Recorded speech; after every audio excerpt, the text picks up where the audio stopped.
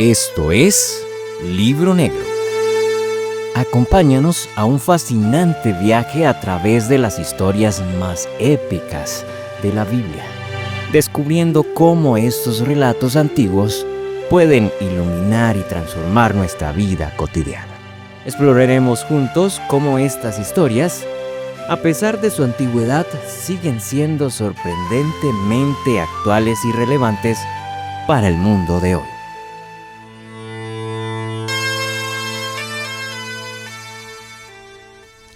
Hola, hola, ¿cómo están? Sean bienvenidos una vez más a un capítulo más de El Libro Negro. El título de hoy es El Diluvio, un mundo en crisis, y acompañada con mi amado esposo Johan. Hoy hablaremos de un tema increíble. Génesis 7 al 11 nos lleva por un recorrido de destrucción y redención, de orgullo y de oportunidades perdidas. Es un recordatorio de que Dios nos ofrece siempre una salida, pero depende de nosotros aceptarla. Y como siempre... Es un gusto estar aquí con ustedes. Ya mi esposa casi no me deja entrar acá, yo aquí haciéndole señas para que me dejara hablar. Estos capítulos son una advertencia. Y, ¿sabes? Si miramos el capítulo 7, el capítulo 8, hay un pacto que se mantiene hasta el día de hoy. Y cuando llueve, ese pacto sale a la luz. Así que hoy vamos a estudiar varias cosas y vamos a darle conclusión al tema anterior, y fue las consecuencias del pecado. Vamos a ver cómo se materializa ahora ese dolor que Dios sintió en su corazón, y vamos a estudiar un poco más sobre este mundo en crisis en el que estamos ahorita en este momento, y todo lo que ha llevado la historia de Noé y cómo la historia de Noé nos sigue hablando hasta el día de hoy. Bueno, y como siempre, empezamos con una pregunta. ¿Estarías dispuesto a creer y actuar aunque todos a tu alrededor te llamen loco? Qué buena pregunta. Como siempre, una pregunta muy, muy interesante. Y obviamente estamos hablando de la historia de Noé, ¿no? Así es, la Biblia es clara, la tierra estaba completamente corrompida. Lo estudiamos en el episodio anterior. En Génesis 6:5 dice que la maldad de los hombres era demasiada en la tierra, y todo designio de los pensamientos de su corazón era de continuo solamente al mal. ¡Qué terrible! De continuo solamente al mal. Esa frasecita, los pensamientos de su corazón eran de continuo solamente al mal, ¿sabe? Y llevémoslo a nuestra vida personal. ¿Cómo son nuestros pensamientos? De continuo solamente al mal. No necesariamente estamos hablando de que quiero ir a matar a un montón de gente o quiero ir a atracar un banco. No. Estamos llenos de rencor, de ira, de venganza, o simplemente cuando nos levantamos oramos. ¿Cómo somos cuando manejamos? ¿Cómo somos? Sí, una cosa es el que se para en plataforma, otra cosa es el que se maneja. Y mi esposa sabe que yo tengo que trabajar en eso, porque si escucharan lo que digo a veces, los que van delante mío, se asustarían. No, mentiras, tampoco soy tan mala gente, pero sí es algo que nosotros debemos... Es que nuestro corazón ahorita está de continuo solamente al mal, porque es que no es nuestra naturaleza, bueno, pero nuestro corazón debemos también hacer... Esa frase toca decirla con mucho cuidado, porque nuestro corazón no está de continuo al mal. Vivimos rodeados en tanta maldad, pero nuestro corazón no debería estar inclinarse. ¿Por qué voy a que debemos tener cuidado con esa parte de nuestro corazón? Porque es que nuestro corazón es nuestra esencia. Y si nuestra esencia está de continuo al mal, estamos en muy, muy graves problemas. Como los antediluvianos. Sí. Pues. Aquí dice, imagínate un mundo donde no queda casi nadie buscando a Dios. Pues sí, ahí sí podemos decir que casi nadie solo quedaba Noé, porque dice que era el único perfecto entre los hombres de su tiempo. Bueno, sigamos entonces. Lo triste es que esto no ocurrió de la noche a la mañana, hablando de la destrucción y el pecado. Dios fue paciente, porque eso es algo que Dios tiene, y es paciente. Pero la humanidad se hundió en la violencia y en la perversión. Elena G. de White menciona en el libro Patriarcas y Profetas lo siguiente: los hombres habían rechazado la autoridad de Dios, transgrediendo su ley y pisoteando el sábado instituido en el Edén. La corrupción del hombre era total. Saben, es duro, porque nosotros ahorita nos cuesta mucho entender, nos cuesta mucho quizás imaginarnos esos momentos. cómo era la creación, que ya lo hemos visto en capítulos anteriores, pero ellos todavía tenían un vestigio de la creación ahí, y era el Edén. Aún estaba el Edén ahí en la tierra. Y entonces, cuando nosotros colocamos un contraste entre ese mundo y hoy en día lo que nosotros vivimos, porque no crean que eso no está relacionado con nosotros, sí lo está muy directamente, aunque esté en los primeros capítulos de la Biblia, en contraste con el mundo en su tiempo, Noé halló gracia ante Dios.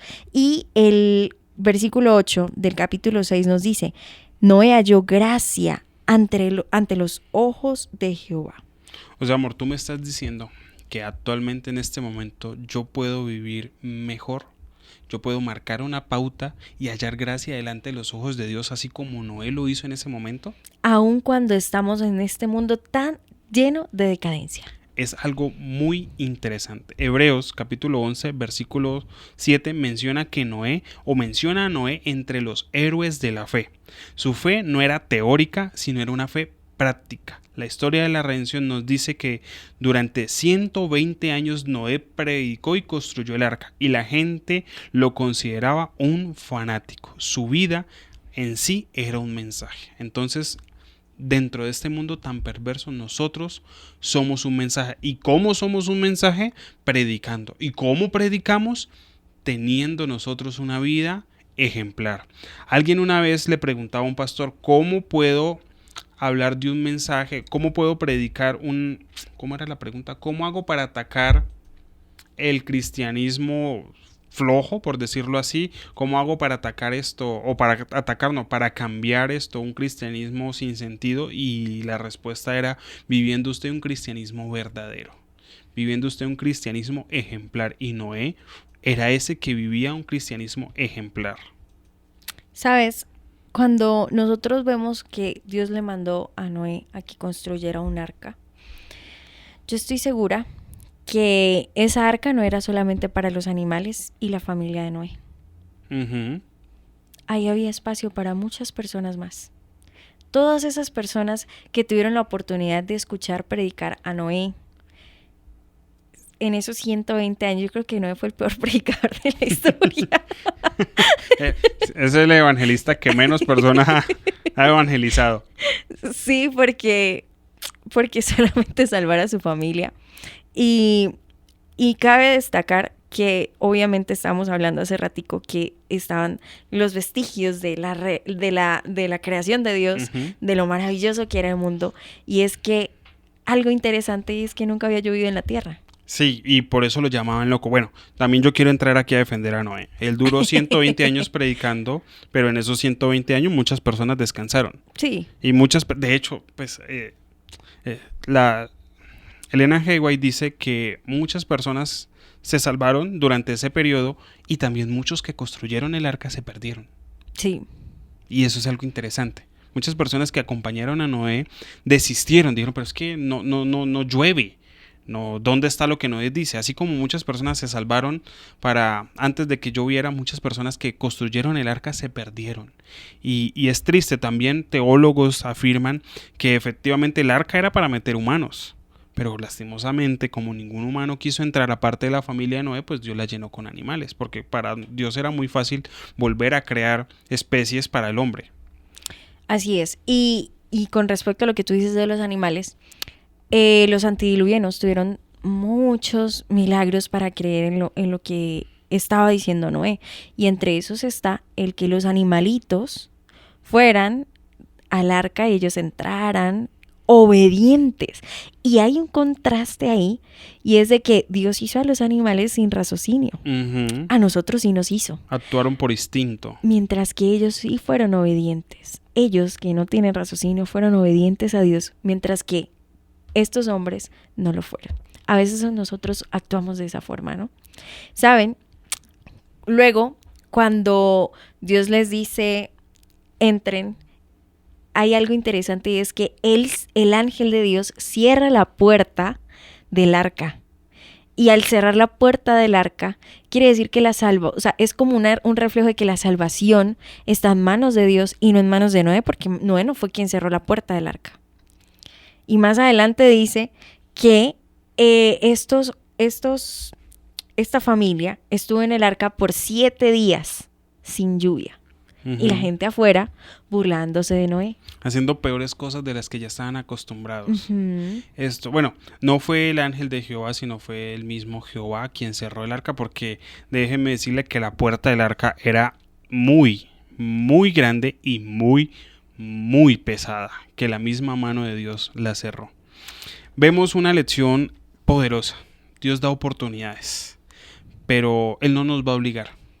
Él construye un arca. Nos manda mensajes, pero no nos obliga a entrar a esa arca. La puerta del arca fue cerrada por Dios. Eso lo encontramos en Génesis capítulo 7, versículo 16.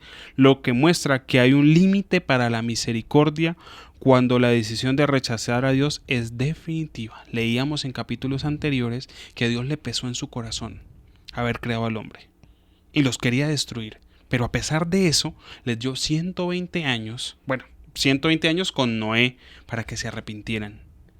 Les mandó muchos ejemplos y aún así nadie se quiso salvar. Porque podemos decir nadie se quiso salvar. Nadie. Porque solo Noé y su familia, eso es nadie. Para un montón de gente, eso es nadie. Para todo el mundo, eso es nadie. El 0.0000001 de población. Así que, bueno, ya cuando entran en el arca, viene el diluvio. Yo me imagino que para la familia de Noé eso fue una noche muy triste, el escuchar a tantas personas ahí Noé, abre el arca, que ahora sí queremos entrar. Ahora sí creemos en lo que tú dices, ahora Noé. Sí creemos. Hay una canción de Ismir Muñoz que cuenta esa historia de manera muy, muy fuerte. Y una vez escuché, pero es que eso no lo dice la Biblia. Y no, sí lo dice la Biblia. Las palabras que Ismir canta en ese texto están textualmente en la Biblia. Ellos maldecían a Noé. Dice Elena G. de Guay que fue muy traumático, que se amarraban animales para que los animales, obviamente muchos animales murieron, corrieran a los montes y se salvaran, y no hubo un lugar donde esconderse para esas personas que no aceptaron la salvación en el arca. Sabes, después de un año en el arca, Noé y su familia salen. Lo primero que hacen es construir un altar. Eso fue un olor grato para Dios, porque eso fue lo primero. Eso, tocaron tierra y salieron corriendo a ofrecer sacrificios a Dios. Y es hermoso ver cómo en medio de todo, porque yo sé que a Dios también le dolió haber pasado por eso, la prioridad de Noé fue la adoración. Y viene un pacto. Les decía hace un momento que Dios dejó desde los tiempos de Noé hasta nosotros un pacto. Dios promete que nunca más destruirá la tierra con un diluvio y da el arco iris como una señal de su promesa. Aquí es algo interesante y no lo voy a tocar. En Profetas y Reyes, Elena de White dice que el arco iris es una garantía de que Dios cumplirá sus promesas, una señal de su misericordia infinita. Cada vez que nosotros veamos ese arco iris, recordemos eso, que es una promesa, es una garantía que Dios cumple su palabra y es una señal infinita de su misericordia para con nosotros. El arco iris es eso representa, es una marca visible de que Dios nos ama. ¿Sabes, amor? Cuando nosotros hacemos el culto y leemos estas historias interesantes, siempre yo te he dicho, amor, ¿por qué? Aquí está. Lo reivindican, cae. Lo reivindican, cae. Hace una cosa bien, hace como 3 cosas mal. Y luego experimentamos en nuestra vida que tristemente son ataques del enemigo y a veces no salimos victoriosos. Sucumbimos. Lo estudiamos en el primer capítulo. Sí. O sea, con Adán y Eva cuando cayeron. O sea, preparados estaban, pero se confiaron de más y nos confiamos de más, nos creemos autosuficientes y rechazamos a Dios y cuando nos damos cuenta estamos de cabeza en problemas. Y es por eso que suele ocurrir en la humanidad de que volvemos a fallar. Y vemos la historia de Cam y la vergüenza de Noé, un recordatorio de que aún los más fieles pueden caer. Esa parte es bastante Es bastante interesante y debemos analizarla para poder saber cómo actuar. Y es que esto nos lleva, como te decía también, la decadencia. Noé simplemente se embriagó, sucedió algo ahí horrible con su hijo, nieto, y finalmente pues hay una maldición, ¿no? Debemos ver que un pastor nos decía, lo que usted aprendió hoy le sirve para hoy. Lo que usted comió hoy le sirve para hoy, amor. Lo que usted estudió hoy en la Biblia, que le gustó, que le encantó, que lo resaltó, que lo compartió, está muy bonito, pero eso no le sirve para mañana. La predicación que usted escuchó hoy, que lo ayudó, que le sirvió, está muy bonita, pero no le sirve para mañana. Su estudio personal es un estudio diario. La comunión con Dios es una comunión diaria. Todos los días, así como usted va y desayuna, almuerza, cena, merienda, todos los días nosotros debemos estar en constante conexión con nuestro Padre, porque si no, no importa que usted haya sido Noé, no importa que usted haya construido el arca, no importa que usted haya sido el que Dios protegió durante un año dentro de ese barco, si usted se descuida, la embarra. Y recordemos lo que estudiamos en episodios anteriores, las consecuencias de sus acciones no solo lo afectan a usted, sino que afectan a todo un núcleo familiar, y tristemente eso es lo que le pasó a Noé. En el capítulo 11 encontramos ahora la consumación nuevamente de ese error, la Torre de Babel. Todos los teólogos comparten junto conmigo el siguiente pensamiento. Mi esposa se ríe porque sabe lo que voy a decir.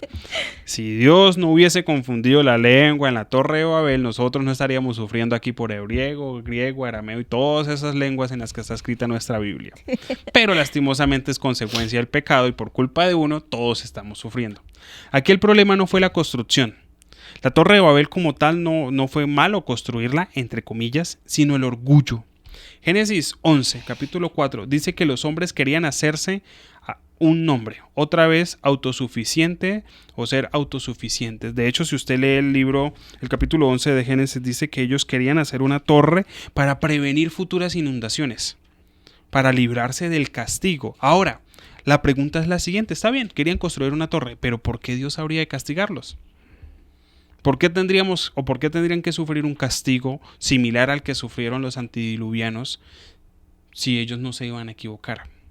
Porque todo lo que usted haga para el día sirve para su día. Necesitamos una continua conexión con Dios y ellos se estaban preparando inevitablemente para fallarle a Dios. Y eso es triste. Usted decir es que tengo que orar por mis pecados de mañana, eso es triste. O sea, ¿por qué estamos pensando en fallar? Porque no pensamos en ser fieles. Que nuestro plan de contingencia sea ser fieles, no mirar cómo me libro de la responsabilidad de Dios.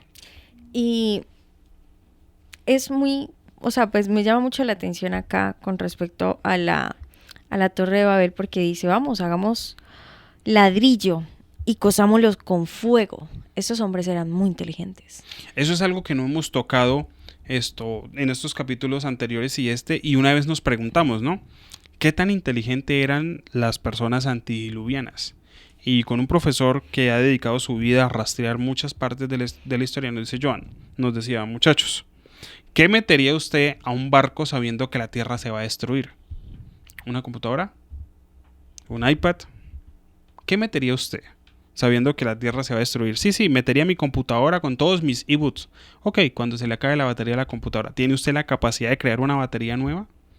Podemos rastrear que las personas eran muy inteligentes antes del diluvio. De hecho, se rastrean que ya jugaban con genética, que ya hacían genética.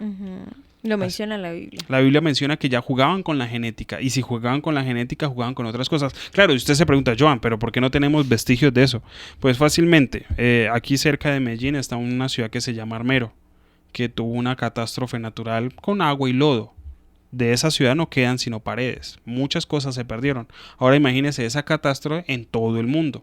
No quedó nada de lo que Dios había creado. Por eso no hay ningún vestigio de lo que pasó antes del diluvio. De hecho, los arqueólogos cristianos, cuando datan, dice que es una locura encontrar cosas que supuestamente deberían estar muchas capas por debajo, están encima de cosas entre comillas recientes. Me explico. Huesos de dinosaurios están debajo de asentamientos. ¿Por qué? Bueno, no sabemos, porque el diluvio todo lo dañó. De hecho, en Perú hay un desierto muy grande donde hay huesos de ballena. Como en un desierto llegaron huesos de ballena. En grandes montañas han encontrado conchas de mar. Entonces, cuando hubo el diluvio, todo se revolcó. Y obviamente la civilización, sus vestigios de civilización quedaron destruidos. De ahí se pueden rastrear algunas cositas, pero quedó destruido. Inclusive la Torre de Babel se rastrea que cuando fue destruida, pues la gente se llevó las piedras para construir casas. Porque pues ya qué van a hacer con una torre ahí. Entonces, sin entenderse. Exacto, uno aquí hablando español, otro hablando inglés, otro hablando francés, y recién escuchado. Entonces fue algo interesante. ¿Sabes? Algo que también no mencionamos, lo teníamos quizás resaltado para hablarlo, pero se nos pasó, y es de que después de que Noé salió del arca, ya no era la misma creación, y ya el Edén también había sido quitado de la tierra. Había sido arrebatado, sí, había sido llevado. Inclusive, muchos animales que Dios había creado hasta antes del diluvio, Dios permitió que murieran. La Biblia dice, no tengo el versículo aquí en este momento a la mano, pero Dios permitió que murieran porque el hombre iba a salir tan débil que esos animales iban a acabar con él. Uh-huh. De hecho, después del diluvio para acá, el hombre empezó a vivir mucho menos. Rastreamos que Adán vivió 900 años y su genealogía es el que menos vivió como 800. De aquí en adelante empezamos a ver que el que más vivió 300 años. Uh-huh. Y después la Biblia dice que el hombre más fuerte llegará a 70. Y si vamos ahorita a nuestra historia actual, hace un par de siglos atrás, las personas vivían solo 40 años porque las enfermedades los acababan con su vida, hasta que llegaron los medicamentos y pudimos alargar nuestra vida. Entonces, después del arca de Noé, la decadencia fue muy, muy fuerte, nuevamente. ¿Sabes? Aquí hay una parte en la Biblia que dice, y descendió Jehová para ver la ciudad y la torre que edificaban los hijos de los hombres. Y dijo, he aquí el pueblo es uno, y todos tienen un solo lenguaje, y han comenzado la obra, y nada les hará desistir ahora lo que están pensando hacer. Entonces descendamos y confundamos su lengua. Y uno dice, ¿pero por qué? ¿Por qué? ¿Por qué, Señor? Y aquí dice que es interesante cómo Dios en su sabiduría frustró sus planes para salvarlos de su propio orgullo. Es que hubiese sido interesante hasta dónde pudiesen haber construido esa torre, ¿no? Sabemos que tenemos un límite en la tierra, pero Dios en su sabiduría sabe cómo actuar.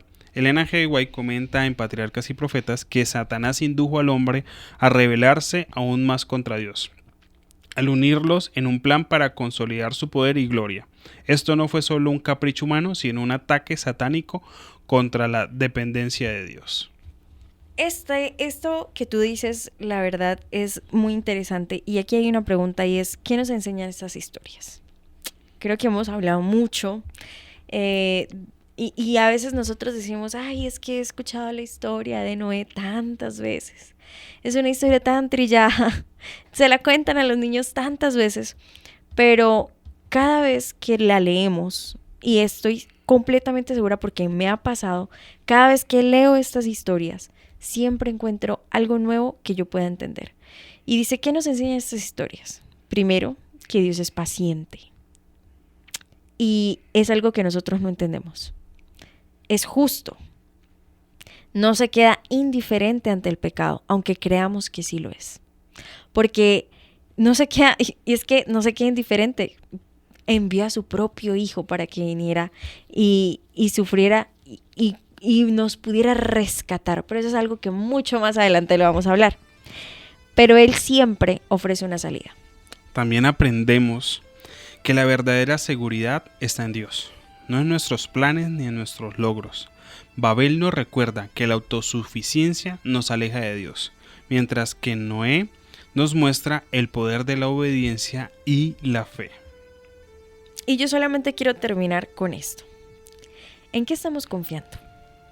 ¿Construimos torres de Babel en nuestra vida creyendo que podemos con todo solos? ¿O estamos buscando la guía de Dios como lo hizo Noé? ¿Qué podemos elegir cada día? ¿Seguir a Dios o confiar en nuestra dirección, viviendo con humildad? Nos vemos en el próximo episodio. Dios les bendiga. Hasta luego.